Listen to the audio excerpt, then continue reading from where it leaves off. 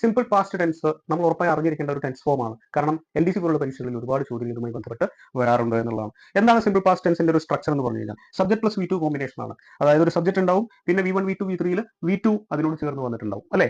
എന്താണ് V1 V2 V3? Present, past, past participle, വെർബിന്റെ 3 രൂപങ്ങളാണ്. സോ സബ്ജക്ട് പ്ലസ് V2 ഉണ്ടാവും എന്നുള്ള ഒരു സബ്ജക്ട് ഉണ്ട്, V2 ആയിട്ടുള്ള റൂട്ട് എന്ന വെർബ് ഉണ്ട്. സോ ഇത് സിമ്പിൾ പാസ്റ്റ് ടെൻസിലുള്ള ഒരു സെന്റൻസ് ആണെന്ന് നമുക്ക് മനസ്സിലാക്കാം.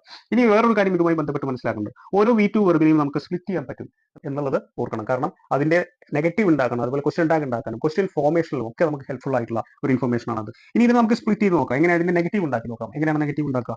സബ്ജക്ട് എഴുതുന്നു, ഹി റോട്ട് എന്നുള്ളതിനെ നമ്മൾ സ്പ്ലിറ്റ് ചെയ്യുന്നു, ഡിഡ് പ്ലസ് V1 എന്നാവുന്നു. അതായത് ഓരോ V2 വെർബും സ്പ്ലിറ്റ് ചെയ്യുന്ന സമയത്ത് ഡിഡ് പ്ലസ് അതിന്റെ V1 ആയിട്ട് മാറും എന്നുള്ളതാണ്. സോ നമ്മൾ മാറ്റുന്നു, ഡിഡ് എന്നാക്കുന്നു. ഇതിനോട് നോട്ട് ചേർത്താൽ മതി, നെഗറ്റീവ് ആക്കാൻ നോട്ട് ചേർത്തു. ഇനി ബാക്കിയുള്ള എന്താണ്? അതിന്റെ V1 ആണ്, അതായത് റൈറ്റ് ആണ് അല്ലെ. സോ റൈറ്റ് എന്ന് എഴുതുന്നു. He did not write a letter, അവൻ ഒരു കത്ത് എഴുതിയില്ല